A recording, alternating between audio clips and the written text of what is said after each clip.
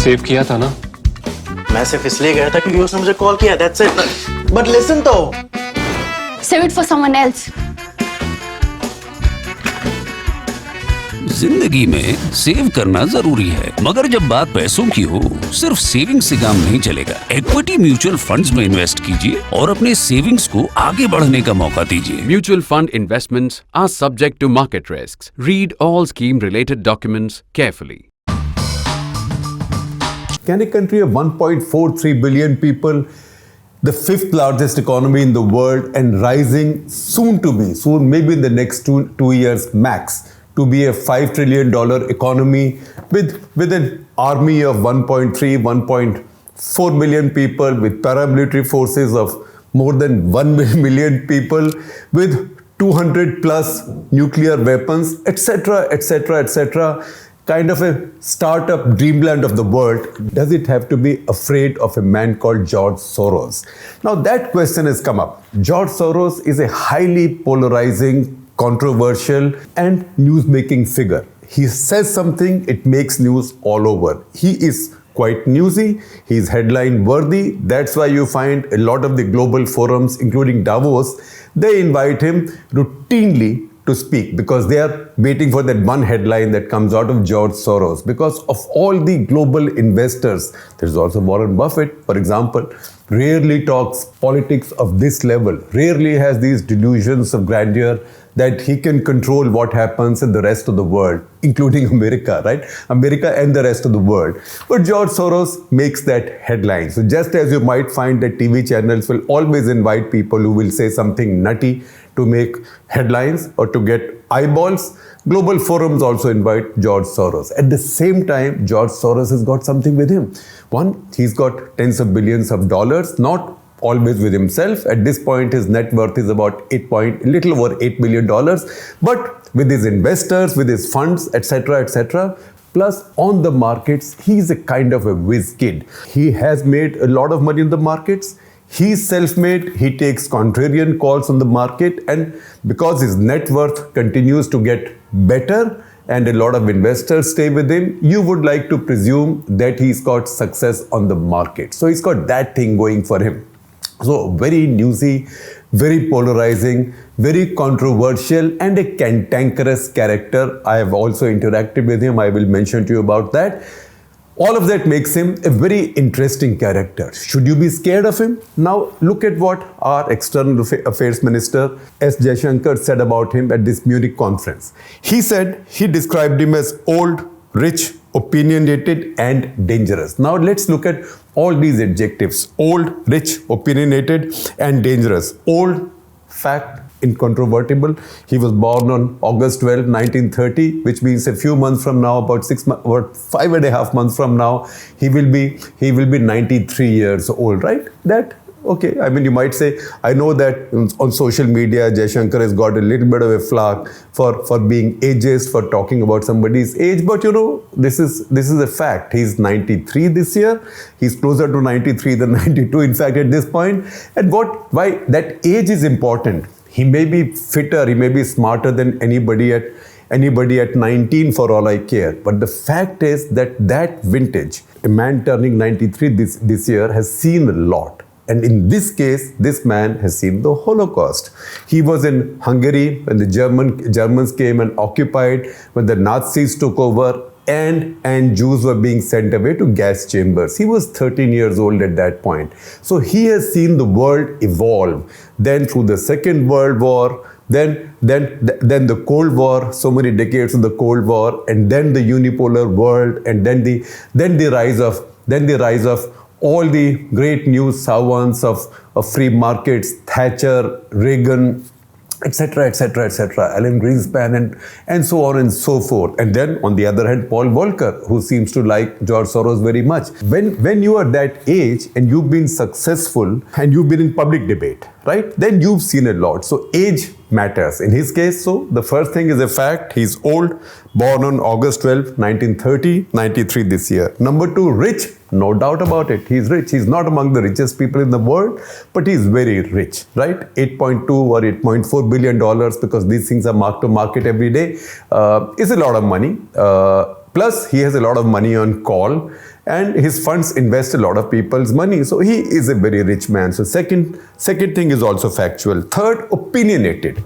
That is as factual as his date of birth, because he's been talking opinion. He's an opinion obsessed man, old or young. In fact, when I read up on him, and there is plenty written on him, you will find, and I found that even when he was a student at LSE, he escaped from Hungary in a very clever way. At 13, between the age of 13 and 14, because his father figured that they were Jews and they might be taken away to gas chambers also. So first of all, they did whatever they could do to hide their Jewish identity. They were a family of non-practicing Jews, right? They were not religious Jews. They did not follow any Jewish practices. And then he made a big deal of it that I don't follow any Jewish practices. Then in the course of time, he began to package himself as a Christian or not a Jew. And that's how the second name Soros came in. In fact, the family's second name was Schwartz. Schwartz is as Jewish as Singh or Subramaniam or Jadhav might be Indian. Schwartz became Soros, right? Soros can mean soaring up or whatever, I don't know for sure. There are many interpretations, but Schwartz became Soros to hide that Jewish identity.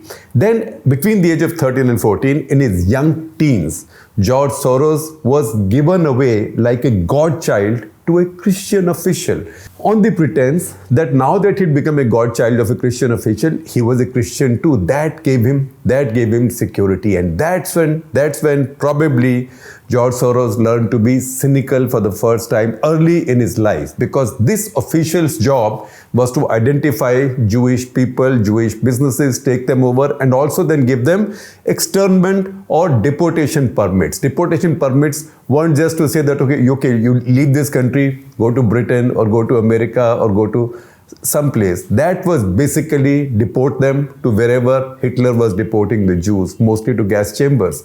So he went along with it. He later justified it in an interview with 60 Minutes, and you will see some stills of that. We can't run any video because that's copyrighted by the publishers there. But you will also see a couple of lines that he spoke in that interview, which have featured in my friend Sandeepan Dev's wonderful article on moneycontrol.com. I wish it was ThePrint.in, but I take Sandeepan Dev, my former colleague. He served as editor of Financial Express in my times in the Indian Express when I was group editor-in-chief. I read him very carefully. He is a man on the right of center, the sanest of the sane that you can find, right? He makes a very good point on the right of center. So in his article, he quotes from this interview, and some other people also who then find it quite strange that even in this article, he justified what he'd done at 14, because he said, look, it was a case of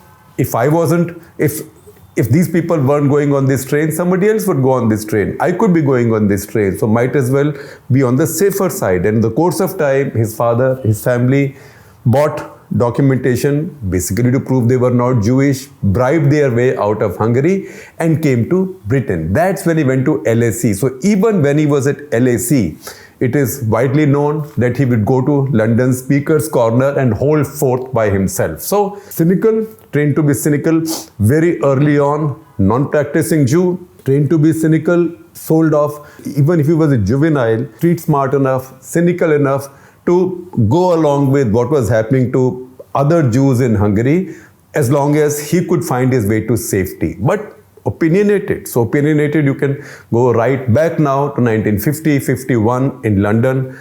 George Soros studying at LSE, London School of Economics and Political Science, holding forth on Speaker's Corner. After that, as he rose as a global investor, he wrote a whole bunch of books. Many of these will feature on your screens. I'm not talking about each one in any detail because that takes too long. And you know what? I believe that George Soros at any point of time, even at this point of time when he's making such a lot of news in India, deserves more than 15-17 minutes. So I'm not going into his books, etc., except to say that sometimes he's been right, but often he's been wrong. So thrice he predicted a global financial collapse. First two times he was wrong, third time it turned out right. 2008, 2009, and that's when there was that famous or infamous quote from him saying, I have gone wrong many times, But even the boy who cried wolf got it right the third time. So he got it right the third time. The other way of putting this is that, look, even a broken clock would show you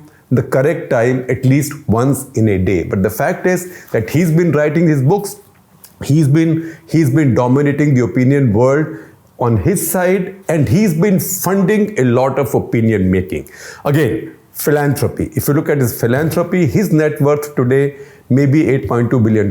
But until now, on all accounts, and I've seen Bloomberg, I've seen Forbes, etc., he has given away more than $32 billion of his income to causes that he supports. So that in that sense, he is very influential, because this kind of money going to NGOs, activists, even media can make a big difference, particularly in weaker economies, weaker political systems, weaker countries. So he's opinionated, and he's opinionated, he's rich, he's seen the world, he's learned to be street smart, and because he's opinionated, he is willing to spend his own money into making sure, into at least trying to make sure that the world is molded according to his opinion. That's what makes him, in my book as well, dangerous. That makes him dangerous because people like him have no accountability. They have very little stakes. They live in the safety of America. He can say whatever he wants against the American system, right? He didn't like Donald Trump. He called him all kinds of things. He's funded the election campaigns of all Democratic candidates in the past 30 years or so. That is Obama, both the Clintons, Joe Biden. He's given away money to foundations to try and bring down Donald Trump. He also endowed a lot of money, gave away a lot of money to defeat George Bush the Junior. He did not want him re-elected. So in America, he does all that, but this has limitations, right? He's one of the biggest contributors, say, to the Democratic Party. Everybody knows it, it's transparent. But when he goes out and does something in a smaller economy, that becomes a problem. Hungary, for example, his motherland or his fatherland, that is where he was born. He's a Hungarian native who then became an international citizen and an American. Hungary passed a Stop Soros law. In fact, a set of Stop Soros laws. Now, these are not laws passed. I will share an article from The Guardian with you. It's a Reuters article from The Guardian explaining what these laws are. These are not laws to stop Soros from coming there. I see a lot of folklore now in the Indian media also, particularly a lot of the spoken Indian media. People saying, oh, his own native country had to pass a Stop Soros law, so he can't come in. This was a law they passed. They called it Stop Soros laws, and I tell you why. They passed these laws to make sure that no NGO, activist group, human rights groups could be funded by Soros, either funded by Soros or people like that could campaign for asylum and rights for immigrants coming into Hungary. Now, this was at a time, this is 2018, this was at a time when European Union, you know how the Europeans are at that point, were very sentimental about what was happening in the Arab world, because after Arab Spring, many countries had broken up and crises in Syria, Libya were going on. Afghanistan was a persistent crisis and lots of refugees were coming in. So European Union had actually allocated quotas to its members to take these migrants, because Europe has that conscience about migration. Hungary was going to have no part of it, because Hungary is led by Viktor Orban, who is a man of the right, hard right nationalism, and he was not going to accept any of this. So he passed this set of laws because immigration is something that Soros supports. Soros also strongly opposes all nationalism. Now, opposing all nationalism also comes easy to Europeans, particularly older Europeans, because they believe, quite rightly, that nationalism it was that broke Europe in the Second World War.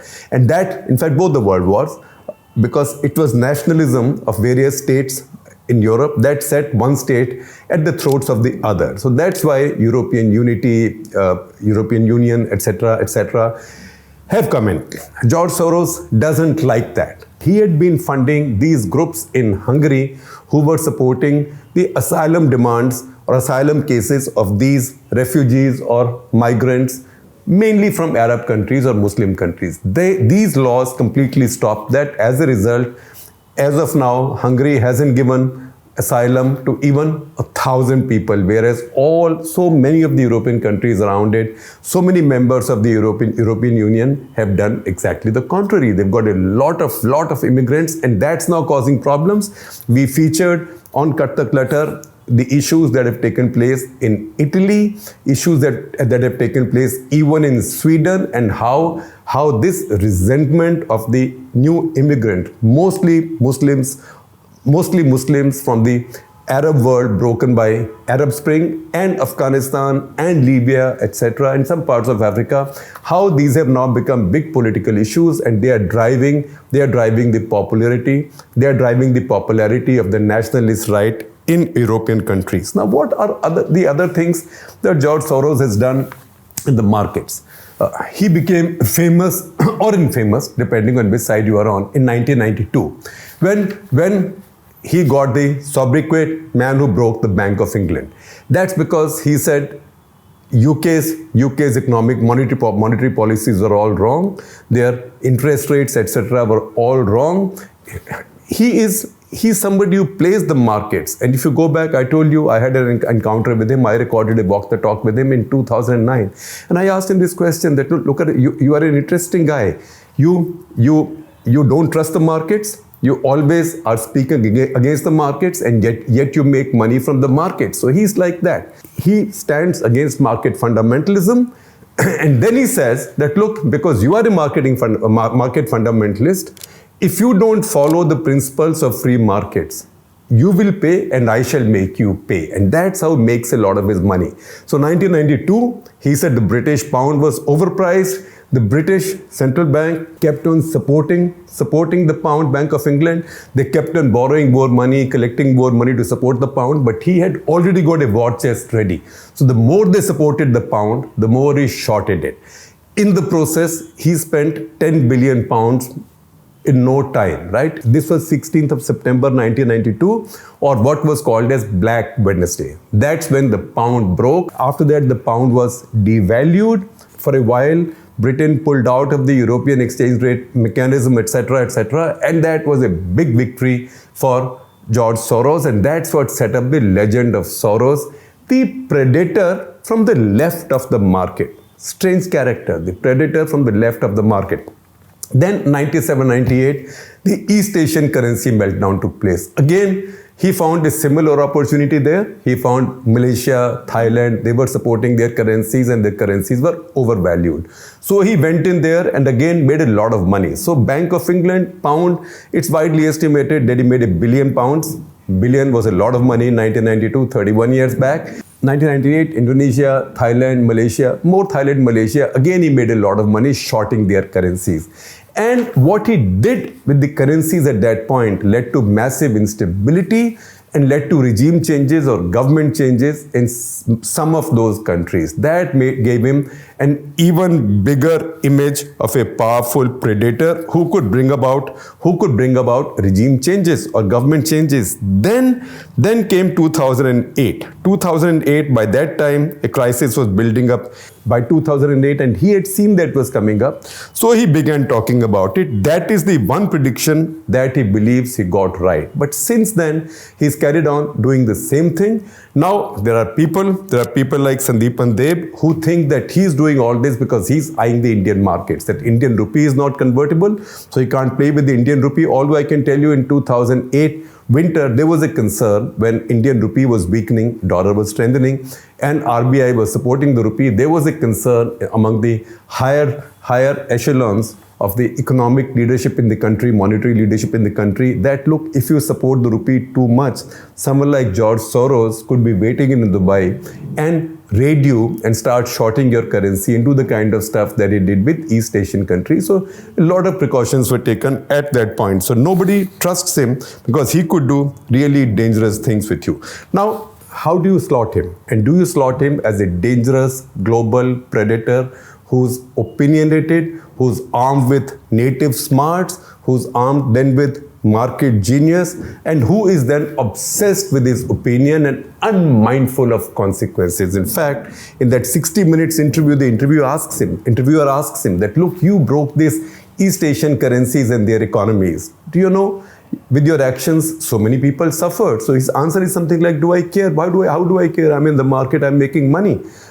So the interviewer asks him that, who's speaking now? There is a moral Soros and there is an immoral Soros. So is this the immoral Soros speaking or the moral Soros speaking? And he said something like, it's the same, which is nonsense. It is not the same. He's somebody who has fun in the market as he sees fun. He's brutal. I don't think he cares very much about human misery or what his actions might cause.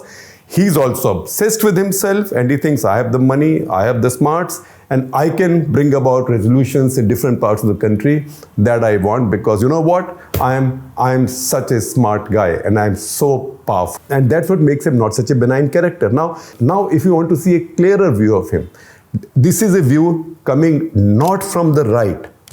Because right may detest him. This is a view coming, if anything, from the left of center. So Paul Krugman, Nobel laureate economist and New York Times columnist, who I sometimes agree with, but oft times do not agree with. Not that I understand very much economics, but I understand the politics of economics. But he wrote something in his book, and this is his book in 1999, just after the East Asian financial meltdown. So on page 160 of his book, The Accidental Theorist and the Dispatches from a Dismal Science, published by W.W. Norton, Paul Krugman writes, and I quote, "Nobody who has read a business magazine in the last few years can be unaware that these days there really are investors who not only move money in anticipation of a currency crisis, but actually do their best to trigger that crisis for fun and profit."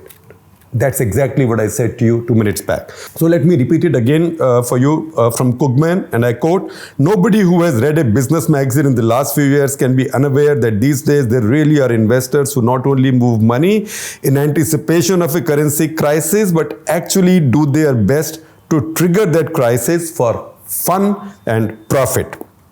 These new actors on the scene do not have a standard name. My proposed name is Soroi, S-O-R-O-I. So in conclusion, for all the reasons we've listed before, and this very pithy assessment from Paul Krugman, who is a man on the left of center, you can conclude that George Soros indeed is dangerous. Although I would say conspiracy theories about him, which are a lot in many countries of the world, make him out to be much more powerful than he is. He talks a lot. He can do damage. He is a bully in the markets and he is a bully in the opinion place. He's also a bully wherever he sees either market excess or he sees too much nationalism. But you know, India is a very different kind of a country, and Indian nationalism is much deeper and much stronger and much more widespread than for someone like him to be able to play with successfully.